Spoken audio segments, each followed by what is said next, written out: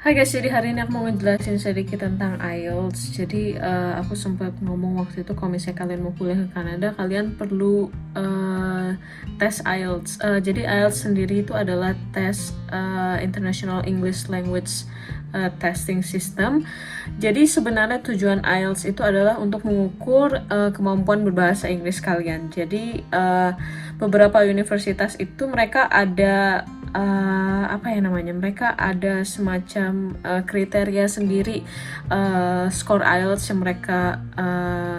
yang mereka butuhkan minimal supaya kalian diterima di universitas tersebut. Nah, sebagian besar di Kanada minimum IELTS skornya itu sekitar 6-7. Kalau misalnya di luar negeri itu biasanya beda-beda. Untuk IELTS sendiri itu nggak dipakai di semua negara yang first language-nya bahasa Inggris ya. Jadi kalau untuk IELTS itu diterimanya itu di London, Kanada. Kayaknya kalau di US sih ada beberapa universitas yang sekarang terima hasil tes IELTS. Nah, IELTS itu sendiri skornya itu dari 1-9. Nah, 9 itu yang paling tinggi, 1 itu paling rendah. Nah, IELTS itu sendiri mereka terbagi jadi 4. Jadi ada 4 section di IELTS, yaitu pertama itu ada reading, terus kemudian yang pertama ada reading, terus kemudian yang kedua itu ada listening, terus ada writing, terakhir mereka tuh ada speaking. Nah, jadi pertama tuh ada listening itu jadi ya kalian tau lah kalau misalnya kalian listening di sekolah gimana. Terus kalau misalnya reading itu biasa lebih ke kalian dikasih kayak bacaan dalam bahasa Inggris, terus kalian jawab beberapa pertanyaan, terus ada kayak pertanyaan kayak true or false, terus ada pertanyaan kayak isian. Tapi kalau aku waktu itu sih pertanyaannya sebenarnya multiple choice untuk reading. Kalau misalnya listening ya kalian pakai headphone, terus kalian ikutin sesuai instruksi, terus kalian jawab pertanyaannya. Terus ada writing. Kalau writing itu ya kalian disuruh menulis kayak essay, comparison and contrast, perbandingan dan persamaan gitu. Terus yang terakhir itu speaking. Nah, kalau speaking itu kalian diukur kemampuan kalian berbicara dalam bahasa Inggris, speaking gitu. Nah, kalau ini sih website resminya IELTS. Terus what is IELTS? IELTS is an English language test for study, migration, or work. Ini IELTS untuk kebutuhan study. Ini IELTS untuk kebutuhan kalau misalnya kalian mau migrasi, misalnya sekeluarga ke luar negeri. Ini IELTS for work. Jadi misalnya kalian ada ditugaskan kerja di luar negeri, nah ini IELTS-nya berbeda-beda. Jadi kalau IELTS for study itu IELTS-nya yang akademik. Terus IELTS for work sama IELTS for migration itu biasa beda. Kalau untuk IELTS sebenarnya tipe yang paling sulit yang untuk study. Nah, ini beberapa negara yang sudah accept IELTS. Yang pertama ada Australia, ada Canada, New Zealand, United Kingdom. Ada United States juga udah mulai terima IELTS. Kemudian lanjut lagi, tipe-tipe tes IELTS yang pertama tuh ada yang akademik. Ini kalau misalnya kalian mau kuliah di luar negeri, kalian ambil yang akademik. Nah, terus kemudian ada yang general training, itu untuk bagian besar buat migrasi sih sebenarnya. Nah, untuk formatnya sendiri, kalau misalnya listening itu 30 menit. Ini kalian bisa baca sendiri kalau misalnya kalian Google IELTS. Matching, ada plan, map, diagram, labeling. Nah, kemudian aku fokus ke academic reading ya, karena ini yang aku ambil waktu itu. Reading formatnya 40 questions, 60 minutes. Terus kemudian ada writing.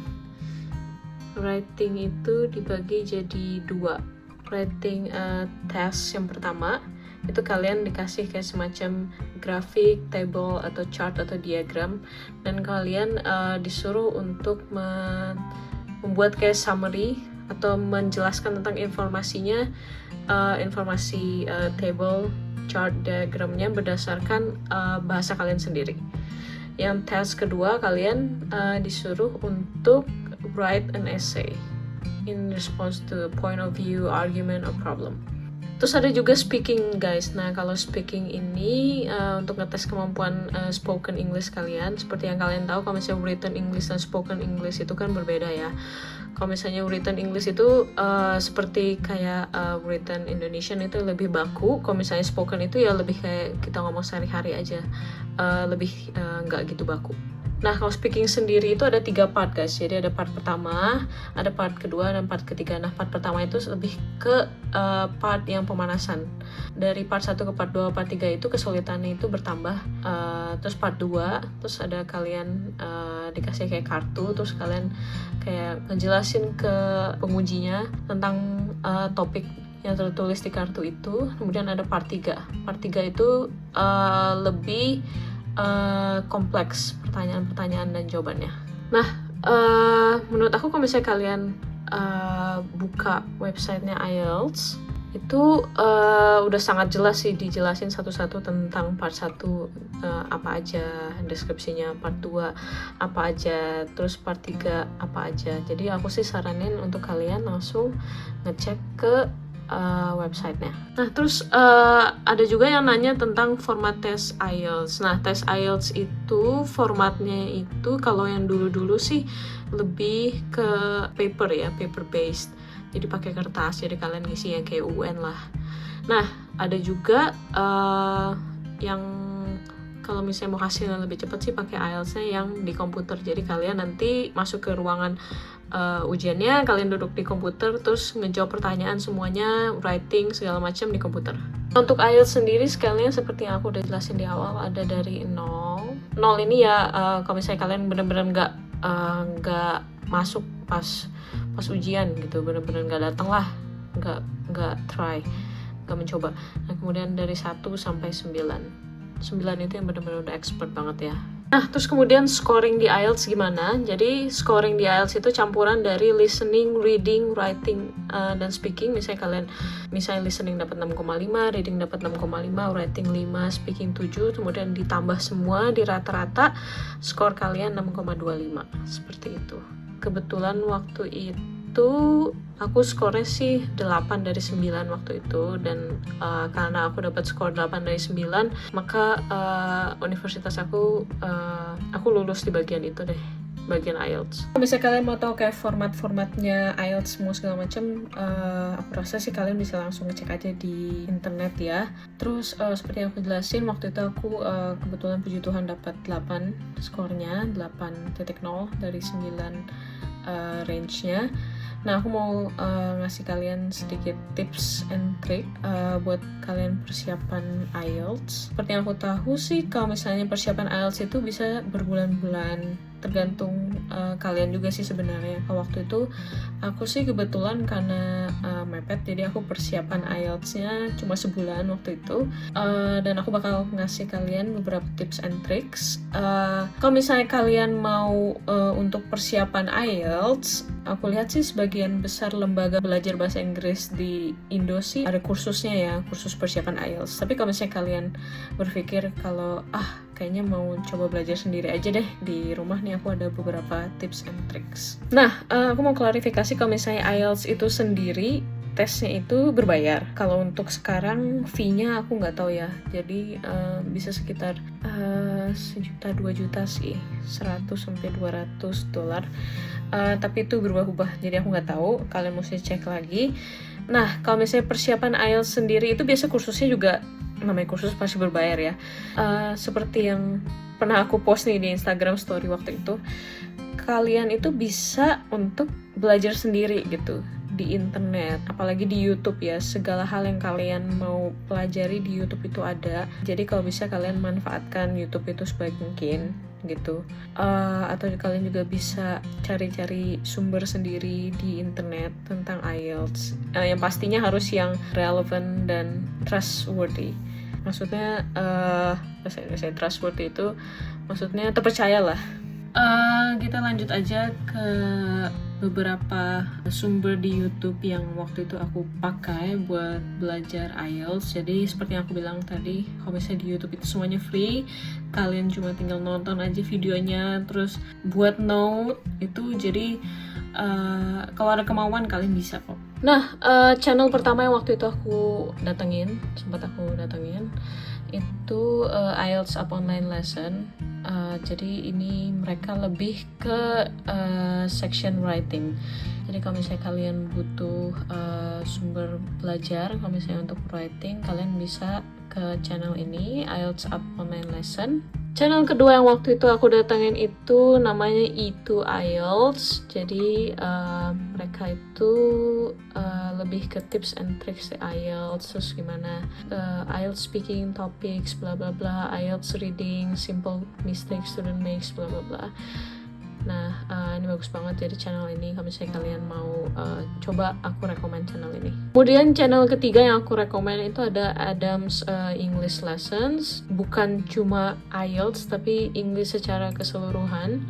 Jadi kalau misalnya kalian mau belajar grammar, kalau misalnya kalian mau belajar vocabulary, semua segala macam ada di sini, phrasal verb. Terus channel keempat yang aku waktu itu datangin itu All Ears English. Jadi mereka ini sebenarnya lebih ke podcast ya. Kalau misalnya kalian mau dengerin podcastnya, kalian bisa langsung ke Spotify, karena mereka podcastnya ada di Spotify. Namanya All Ears English di Spotify. Terus mereka itu lebih kepada percakapan. Jadi kalau misalnya kalian kan namanya juga aksennya berbeda-beda ya, kalau misalnya dalam bahasa Inggris. Kalau misalnya kalian mau memfamiliarkan diri kalian dengan bahasa Inggris, aku sih saranin untuk mulai sekarang coba dengerin podcast dalam bahasa Inggris terutama. Nah, All Ears English sendiri itu mereka ada channel yang khusus untuk IELTS, namanya IELTS Energy TV. Jadi mereka ngebahas semua tentang IELTS segala macam. Kalian bisa cek the channel. Nah, terus yang terakhir ini channel favorit aku yang aku datangin pas aku belajar tentang speaking. Karena speaking, apalagi IELTS kan ada tips and tricksnya ya. Jadi kalau misalnya kalian mau persiapan speaking IELTS, kalian datang ke channel ini. Ini bukan endorse ya. Nah, kalau English Speaking Success, nah channel ini lebih fokusnya ke speaking section dari IELTS. Jadi kalian lihat.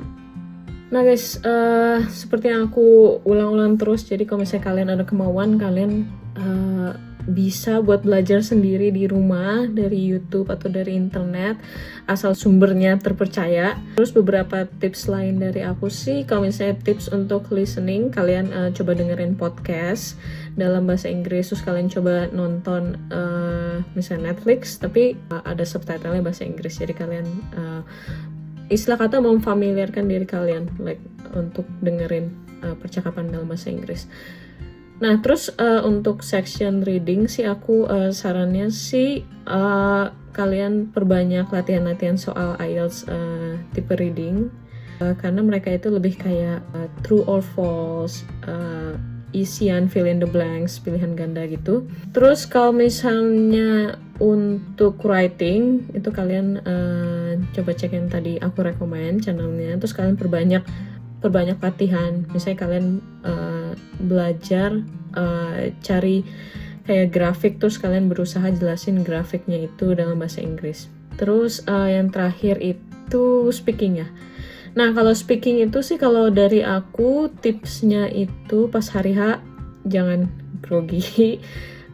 Kalian anggap pengujinya itu sebagai teman kalian. Jadi hal yang aku pikirin waktu tes waktu itu adalah penguji IELTS itu mau kalian untuk sukses juga gitu. Kalian jadi berusaha sebaik mungkin kalian aja dan nggak usah dibawa grogi kalau pas ngobrol sama pengujinya, karena mereka itu juga mau kalian tuh dapat nilainya tinggi gitu. Nah, sekian tips dan triks IELTS dari aku pribadi. Ini dari aku pribadi ya. Kalau misalnya kalian, semua orang punya gaya belajar yang berbeda-beda. Tapi kalau dari aku pribadi sih waktu itu aku belajarnya kayak gitu. Tentunya aku juga dapat bantuan dari agent aku untuk belajar IELTS, tapi khususnya juga berbayar ya. Yang pastinya IELTS-nya kalau pas kalian tes nanti dibawa santai aja, nggak usah grogi. Pastinya kalau misalnya kalian ada kemauan, kalian bisa untuk belajar sendiri, asal ada kemauan ya. Nah, sekian video hari ini. Jangan lupa like, comment, dan subscribe. Yang pastinya coba cek channel-channel yang tadi aku rekomendasi ke kalian. Dan good luck buat kalian yang bakalan tes IELTS.